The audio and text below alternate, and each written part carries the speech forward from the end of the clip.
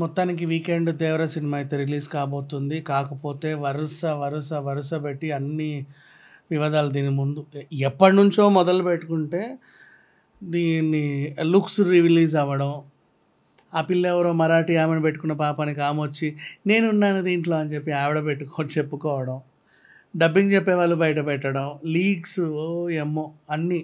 సరే అయిన తర్వాత పాటలు బయటకు వస్తున్నాయని చెప్తే ఫస్ట్ సింగిల్ వచ్చిందా అంటే ఎన్టీఆర్ని చూద్దామని అందరూ ఎగిరిపడితే అనిరుద్ధ్ కనబడి డిసప్పాయింట్ చేయడం.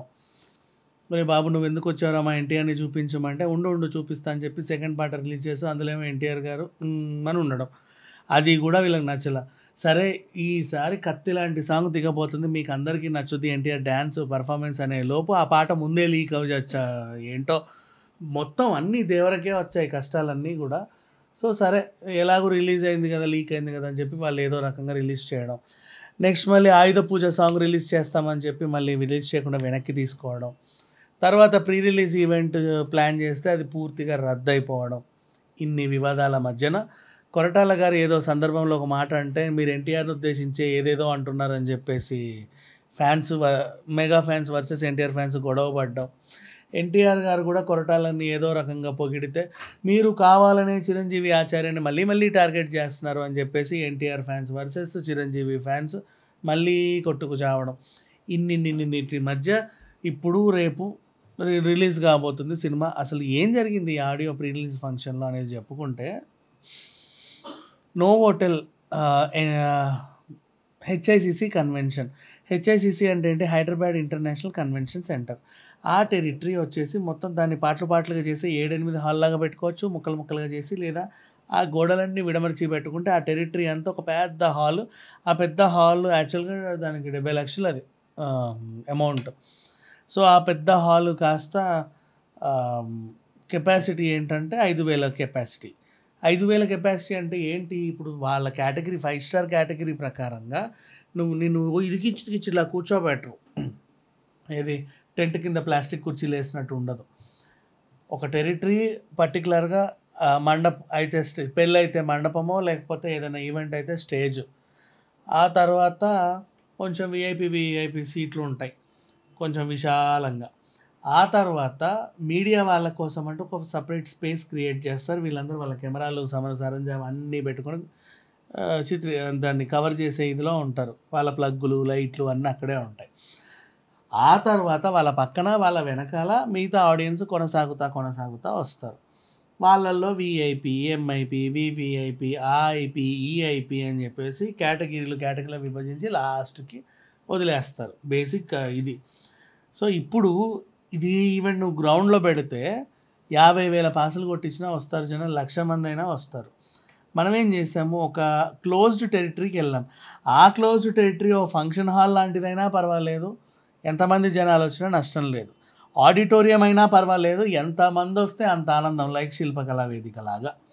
అలా కాకుండా కన్వెన్షన్ సెంటర్లో పెట్టడం చేసింది తప్పు. ఆ కన్వెన్షన్ సెంటర్ కూడా 5 స్టార్ హోటల్ అవ్వడం ఇంకా పెద్ద తప్పు.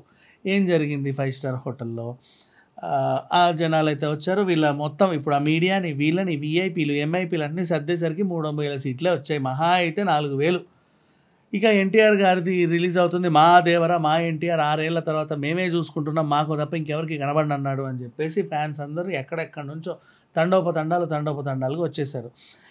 ఆ మెయిన్ గేట్ దగ్గర హైటెక్స్ దగ్గర ఉండే సెక్యూరిటీకి ఏం చెప్పారు, ఎవడొచ్చినా పలానా పాస్ చూపిస్తాడు, ఈ పాస్ చూపించిన లోపల పంపండి, పాస్ లేకపోతే పంపకండి. ఓకే పంపం సార్, మేము పాస్ ఉంటేనే పంపిస్తాం. ఎంతమంది చూపించారు పాసు? అంతమంది చూపించారు. అక్కడికే వద్దాం. నెక్స్ట్ ఆ లోపల అక్కడ సెక్యూరిటీ చెకప్ దగ్గర కూడా కారు డిక్కీలేపి చెక్ చేసేవాడు కూడా అడగడం, ఎక్కడికి వచ్చావయ్యా అంటే పలానా దగ్గరికి, పలానా ఈవెంట్కి. ఇప్పుడు కార్ పార్కింగ్, ఫ్లోటింగ్ పార్కింగ్ అయితే నీకు 1,500 ఇస్తారు. మా ఫిక్స్డ్ పార్కింగ్ అయితే 700, మహా అయితే 1,000 మించి ఇవ్వలేరు. ఎందుకంటే అవి కదిలి చావవు. ఫ్లోటింగ్ అనుకో నీకు 1,000-1,500 ఇచ్చినా కూడా ఇవి పోతూ ఉంటాయి. ఎవడొస్తాడో ఎవడిపోతాడో తెలియదు. ఈ ఈవెంట్ అయ్యే వరకు అక్కడే ఆగి ఉండాలి కాబట్టి అది వాళ్ళకి ఇబ్బంది. అన్ని కార్లు వాళ్ళు అకామిడేట్ చేయలేరు, వాళ్ళ వల్ల కూడా కాదు. అయినప్పటికీ అకామిడేట్ చేస్తారు. ఆ పక్కకి వెళ్ళి పెట్టుకోండి, ఇక్కడ వెళ్ళి పెట్టుకోండి అంటారు. మనం అక్కడ పెట్టుకొని నడిచేసరికి ఈవెంట్ అయిపోతుంది. అంత దూరాలు ఉంటాయి. సో ఓవరాల్గా మొత్తానికి అయితే జనాలు కష్టమో నష్టమో ఎక్కడెక్కడి నుంచో అభిమానులు అయితే వచ్చేసారు. ఈవెంట్ ఒక 5 గంటలకేమో 6 గంటలకి స్టార్ట్ అయ్యి 8 గంటలకల్లా ప్రముఖులు ఇచ్చేస్తే 9 గంటలకి హీరో వచ్చి చేతులు ఒప్పుకుంటూ వచ్చేసి లాస్ట్కి దాన్ని ఏదో లాగా ట్రైలర్ రిలీజ్, ఆ రిలీజ్, ఈ రిలీజ్ అన్నీ చేసుకుంటా 11 ఆ టైం కల్లా ముగించుకుంటారు ఓవరాల్గా. అది కూడా ఈ మధ్య 11 గంటలపై ముగించాలని పోలీసు వాళ్ళు కూడా రూల్ పెట్టారు. సో త్వరగా ముగించుకోవాలి. ఇప్పుడు వచ్చిన చర్చ ఏంటంటే, సరే శ్రేయస్ మీడియాస్ వాళ్ళు ఏం చేశారు, బాగానే ఆర్గనైజ్ చేశారు, అందరూ వచ్చారు, ఫ్యాన్స్ కూడా 4 గంటల నుంచి రావడం మొదలుపెట్టారు. 4 గంటలకే 4,000 మంది వచ్చారు, హాల్ నిండిపోయింది. ఇంకా మిగతా వాళ్ళు ఎప్పుడు వస్తారు, ఎక్కడి నుంచి వస్తారు? అయ్యో పాపం, మరి మిగతా వాళ్ళు లేరా అంటే గేటు నుంచి అక్కడి వరకు హైటెక్స్ కమాన్ వరకు బారులు తీరిన జనాలు, ఇంకా వెయిటింగ్ లిస్ట్లో 8,000 మంది అప్పటికే 5 గంటలకి. ఇక 6 గంటలకైతే పరిస్థితి వర్ణనాతీతం. ఇంకా తర్వాత మనం చేతులు ఎత్తేయాల్సిందే. ఇప్పుడు నీ ఈవెంట్ కెపాసిటీ 5,000 అని తెలిసినప్పుడు నిన్ను 50,000 పాస్లు ఎవడు కొట్టిమన్నాడు, 15,000 పాస్లు ఎవడు కొట్టిమన్నాడు, ఎందుకు కొట్టించావో కూడా చెప్తా. రీజన్ ఏంటంటే, పాసులు నాకు 3 కావాలి అంటే సార్ 300 అంటాడు, 30 కావాలి అంటే తగ్గిస్తాడు, 3,000 కావాలి అంటే ఇంకా తగ్గిస్తాడు. అంటే క్వాంటిటీ పెరిగే కొద్దీ రూపాయికి ₹10 వస్తాయి. ₹10 వస్తున్నాయి కదా అన్న కక్కుర్తితో నీకు అవకాశం ఉన్నా లేకున్నా, అకామిడేట్ చేయగలిగినా చేయలేకపోయినా మొత్తం కలిపి అన్ని పాసులు కొట్టించారు. అండ్ కొట్టించడమే తరువాయి అని చెప్పేసి వాలంటీర్లు అందరికి ఇచ్చి ఎవడికి పడితే వాడికి ఇచ్చామని బయటికి పంపారు రోడ్ల మీదకి.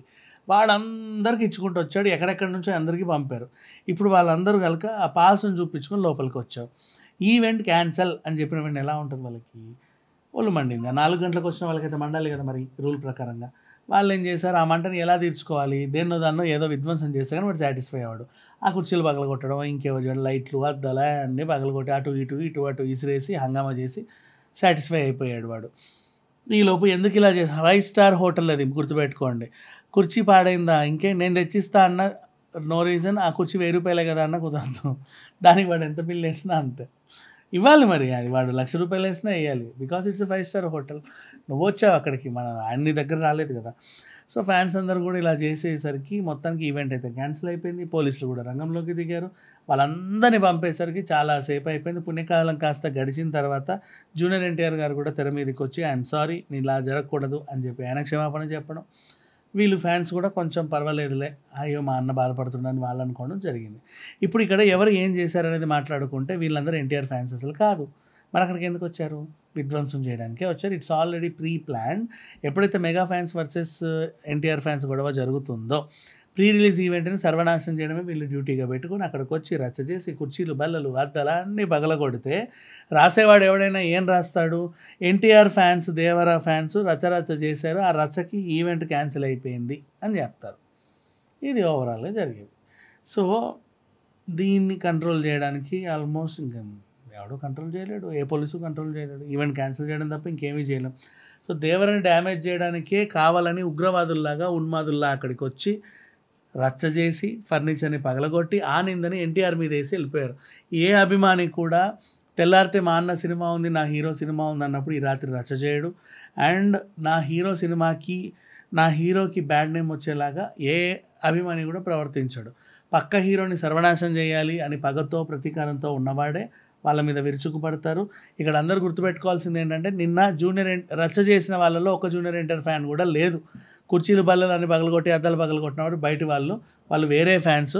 గత 4-5 రోజులుగా జరిగే గొడవలు అవుతున్నాయి కదా, ఆ గొడవల్ని మనసులో పెట్టుకొని ఈవెంట్ని రచ్చ చేద్దామని కావాలని వచ్చినటువంటి అల్లరి ముక్క. ఇది గుర్తుపెట్టుకోండి. Thank you so much.